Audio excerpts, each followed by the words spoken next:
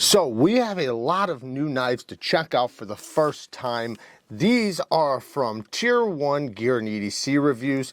He does have a YouTube channel that you can go and check out, and he's the co-owner of DC Blades. This is the DC Blades CETO.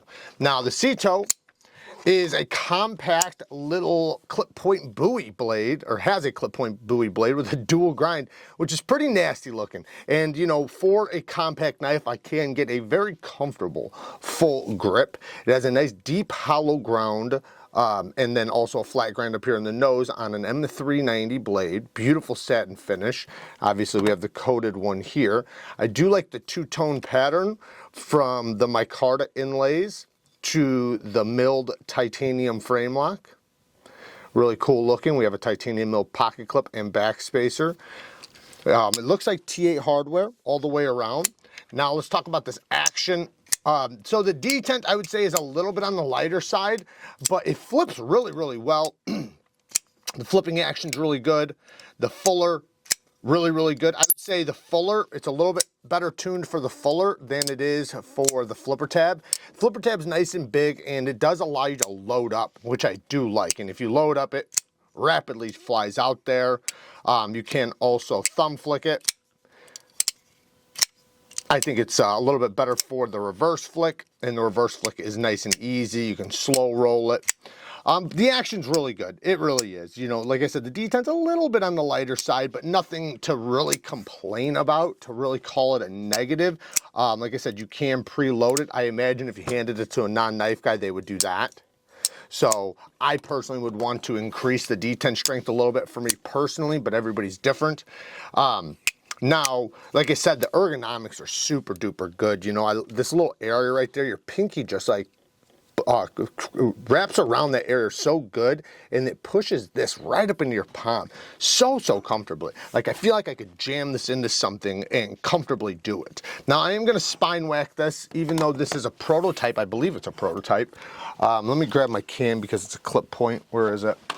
My bashing cam. Let's try both of these. I'm gonna end up beating the hell out of this can. Yeah, they're not failing. Good access to the lock bar. It does have a steel lock bar insert in there, and it is very smooth on the drop. Now, the blade geometry is really good. It has a nice thick blade stock. The tip, you know, it has this nice swedge that goes down to the tip. That's actually going to be pretty easy to use. So even though this is not considered a utility style blade shape, because the tip lands with the pivot, you know, center with the pivot, this is gonna be pretty easy to use, and you have enough belly to go down on a flat surface and cut. You know, plenty of flat there to in this area to slice with. So it's gonna be a compact, pretty good user. You know, at least just from what I can tell, I think it'd be a great user. Now I do have some negatives really quick, and we do have a lot of knives to get through. So one is the detent ramp. The ramp, they should have done either an earlier detent, so that by the time you hit the ramp, by the time you're right here, you're over the ramp. But since the detent doesn't start till right there, then there's a ramp, you don't get over it till like, you know, till it's late. Like, I can do it, but I have to hold low on the lock bar, and then I'm past it. But if I hold where I want to, I land on it in most cases. So you guys probably seen me in the beginning fumbling around on it. Seems like it's especially on this one.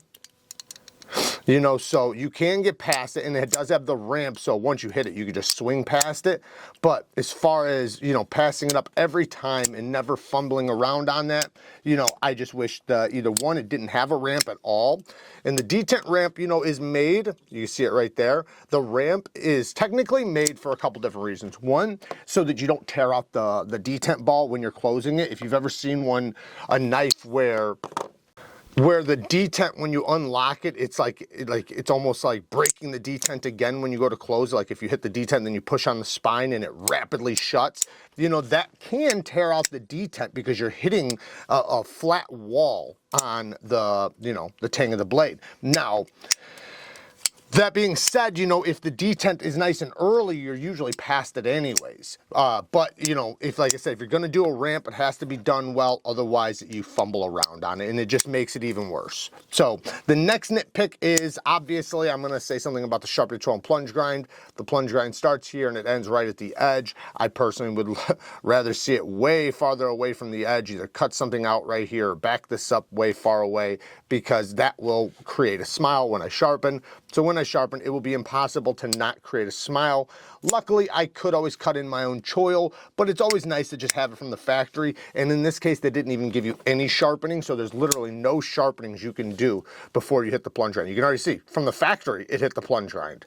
So, you know, see what I'm saying?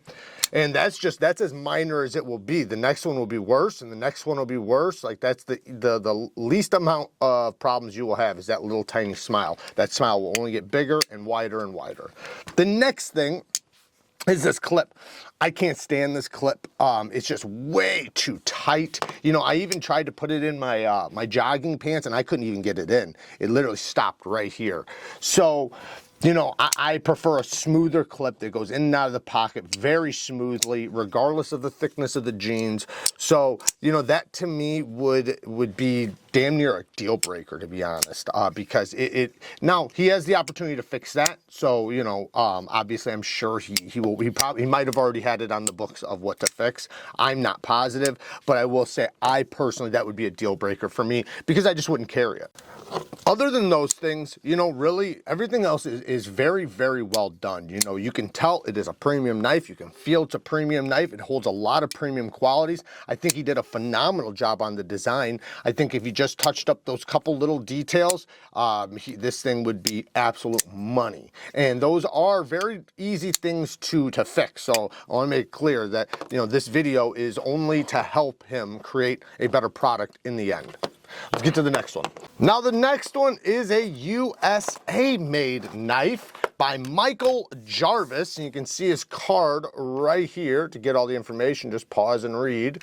Now, he is a custom knife maker, and this is a custom knife in AEBL stainless steel with ivory Mojave G10.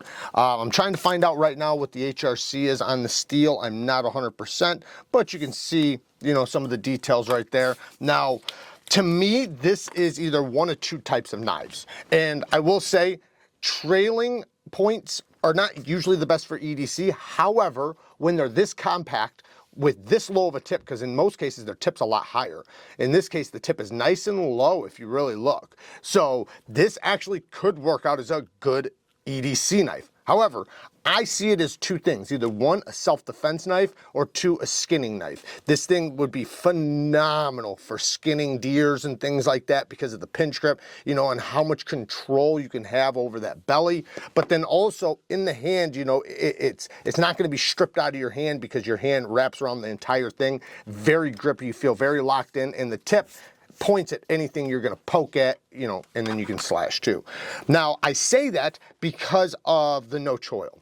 Now, usually with no choils, it's for usually a couple reasons. One, so that you don't catch anything when you are using it as a self-defense knife tool, or if you're going to cut ropes and things like that underwater. There's a few reasons when you wouldn't want a sharpened choil and plunge grind. So I know you guys are expecting me to call this out and really complain about this. However, with certain knives, there are some exceptions. Now, if you wanted to, you could always add in a little sharpening notch if you wanted. Now, personally, for me, I usually want one, and one of the reasons why is because this is because it's already recurved. This is what's going to happen without one. So if you don't have a choil, this is kind of what happens as you sharpen it. Usually this steel will get removed faster than this steel, so it will start recurving. If you look at any really old Buck 110, you'll see they're like that if they've been sharpened a lot. This one comes from the factory like that, or this is how he makes them. So the problem will be is the stone you're going to use. You know, when you go to sharpen this area, you're going to have to use the corner of your stone if you freehand, which is what I do. And if you're using a fixed angled system, yeah, you know, you could probably do it with a 1-inch stone, but you're going to want to use the corner to get in there. So, you know, I kind of wish it did have the choil, but you know, not that big of a deal. And like I said, I do understand there are some exceptions where you might not want it. And in this knife, you know, if it's built for what I already mentioned, then it's probably a good idea that it doesn't. And even for the skinning, you know, you might, with a small blade like this, you could maybe catch on something. The sheath is very well done. Great sheath, you know, nice little belt clip there. I'd probably throw a tech lock on it, but it has a nice lock up, barely any rattle or tap. It's definitely acceptable, or very acceptable. It's very well done. So I'm very happy with the assertive snap and the pull. So as far as AEBL, it's a stainless steel that's off the charts tough, like extremely tough, and it holds a good edge. Not the longest lasting edge, but it holds, you know, a pretty decent edge, and it's very easy to sharpen. Now it's also, you know, it was designed and made for blades, for razor blades, and it was designed to be heat treated very easily. So in most cases you can guarantee, not in all, but in most cases you can guarantee, especially from somebody like this, that it's going to be heat treated very well. It's going to have a proper heat treatment because they were made to be heat treated in large batch production. So, you know, being a custom heat treat, it's going to be, you know, it's going to be great. So it'll be very easy to sharpen in the field, especially as a hunting knife, if that's what you're going to be using it for. So I think it's cool. You know, the little nitpicks that I have for some knives obviously are not going to apply across the board. If you look, it's got this ivory G10, which is really cool, and I love the micarta pins. I would love to see this in this micarta, the micarta that he did the pins with, which I'm sure he does. I'm sure he has all different kinds. You can see it's a full tang construction, nice thick blade. It is rather thick behind the edge, but that's the way it's built. So very good work, man. I got to give him credit. Very good work. Now the prices are, oh, it's 61.5 HRC, by the way. 61.5 HRC on the AEBL. Nothing wrong with that. The highest right now I have AEBL is at 63.8. That's on the knives I have, my hardest AEBL is that, and that's a chef knife. But anyways, this goes for $235, and then it goes up to $275 depending on the handle material you get. I guess these got carbon fiber and then Stingray options. So Michael Jarvis, man, check him out. I'll add his Instagram down in the description for you guys so you guys can check it out, and any other information, you know, to support a USA maker. So usually I don't link things I'm not affiliated with, which I'm not with this, but you know, he's a USA maker and I want to support him. Next is the Sencut Glide Strike. Now this is a big clip point blade. Sencut and Civivi lately have been doing big models, which I love. This is a straight clip point, and I like how they did the swedge here and how it doesn't go all the way down to the tip. It kind of looks cool. This is definitely going to be great for utility cuts because unlike trailing point clip points, this is a straight clip point, which means, you know, it has a lower tip, or it could have a lower tip, and in this case it does. You know, it has a nice centered with the, or nice centering with the pivot. It has a unique look when it's closed though. You know, it kind of has a boxy look, which I'm not sure how much I like. However, you know, it makes you feel like it's going to be a front flipper. It is absolutely not a front flipper. It is only a thumb and reverse flicker. The hole, you know, is pretty easy to use. The detent is pretty well tuned. It is fall shut action, good access to the lock bar, very smooth on the drop. Oh yeah, and by the way, the steel is 9CR 18 MOV, flat ground blade, beautiful finger choil. There's no flipper tab, so you're comfortable in that area or back here. The G10 scales has this peel ply texture. Then we have T8 hardware all the way around, reversible deep carry clip with flat screws, not inset, but it is reversible. Like I said, good access to the lock bar, and it is, man, the closing action is ridiculous on this thing because you have this opening right there so it can drop all the way down to your finger. You know, the detent is still nice and early. The detent, like I said, very well tuned detent. You know, as far as a user goes, you know, this thing will be very good. Let's check it for lockup. No failure on this one. Now, The jimping, like I said, you know, it kind of, you know, as far as nitpicks, let's go over nitpicks. You know, it kind of seemed like it was trying to be a front flipper, but then just wasn't, you know, which is kind of weird to me. You know, it just kind of has a weird look, you know, how it's just like cut off here. But, you know, it's different. So I'm not mad at it, and I don't consider that a negative, really. But it is definitely something that, you know, it's either eye appealing or it's not to you. As far as like actual negatives and bad things, everything's pretty solid on this. You know, the one thing I'll say is the hole feels a little bit small, just a little bit. But that might be something that you might appreciate or like, because you can absolutely get it every time. Like, you're not going to slip out of it or fail. But it just, you know, when you put your finger in it, you know, it feels a little bit small. You know, maybe it's just me being used to bigger knives, bigger deployment holes. But otherwise, you know, good looking knife, and definitely would be a fantastic user for people, man. Especially, you know, if you like the look of this, it's good. And that's one thing about Sencut, man. Pretty much everything they do is good. You know, I rarely see something. Every once in a while, I'll see one with poor lock bar access or poor choils or sharpening choils and plunge grinds and things like that. But 80% of the time, I'd say, man, they knock it out of the park and do a really, really good job. So shout out to Sencut and Civivi, because Civivi the same way. Let's get to the next one. Now the next one, I freaking dig a lot, and I'm not a huge fan of all the KORVIDs, to be honest. I really do like the fixed blade, and I even said that I think this is my favorite KORVID at the moment, because it is so damn ergonomic. It's a great little EDC knife. I can't say that enough, man. Holy cow, when you get it in hand, you'll understand pretty quickly. And the sheath is really cool. Now this is a larger one. Here is the mid-size one. You can see how much bigger the large one is. They did already have a large version in G10. This one's in titanium, and then there's a couple other handle options.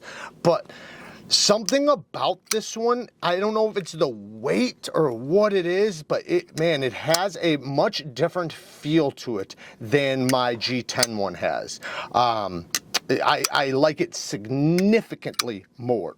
You know, just from the weight, the ergonomics, the way the detent is tuned, the action is ridiculous. And it feels like the detent is much better tuned on this.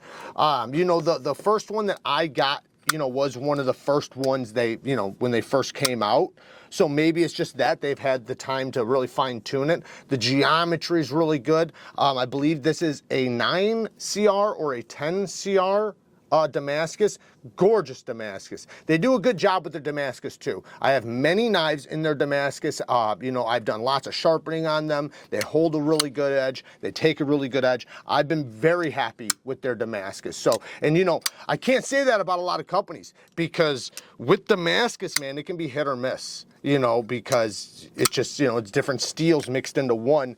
But, you know, when you have the right recipe, and look at that, man, what a gorgeous pattern, almost like a raindrop pattern. So the handle is titanium with a black stone washed finish. So it's like a black wash. It almost looks like copper. Steel liners. It has some milling in there, so it does have some milling in there. But like I said, it does have some weight to it. But very slicey, very ergonomic. It's definitely something, you know, that makes for a great user. Now, because of the tip the way it is, you can do utility cuts just fine. You're obviously not stabbing into things, but as far as opening things up and tracing things out and doing utility cuts, this thing is a beast with that. So smooth. The thumb studs are good. You can easily get past the detent. Like, it's very early, which is another thing I appreciate. Look at how early the detent is. So early. And when you get it in hand, you know, just that squeeze, because of the way it wraps in your hand, it feels really, really good. So yeah, I'm giving this one a thumbs up for sure. As far as negatives go, I really, the button screws, that'd be my biggest thing. You know, I wish they weren't button screws. It'd be cool if it was reversible, but I hate button screws. You know, I just want to see them flat, because the access to the lock bar is good, sharpening choil and plunge grind's good, no detent lash, no failure. I haven't even oiled this thing, man. This thing is great. Listen to that sound. Anyways, I freaking dig it. And, you know, I like it much more than this one. I wasn't a big fan of this one. I mean, I was at first a little bit, but you know, the choil's just a little bit too small for me. I poke myself right there. I literally, it's too small for me, so I can't get a safe, comfortable grip the way I want to. The mini one, obviously, I'm not gonna be, you know, ecstatic about the mini one. It's cool, you know, I have many of them, you know, Kara frickin' loves them, but I'm not into micro knives. But this knife, yeah, and especially the fixed blade too. I'll link them both down in the description if you want to check out the prices and stuff. But anyways, there you guys go. Work hard, stay tough. Until next time, peace.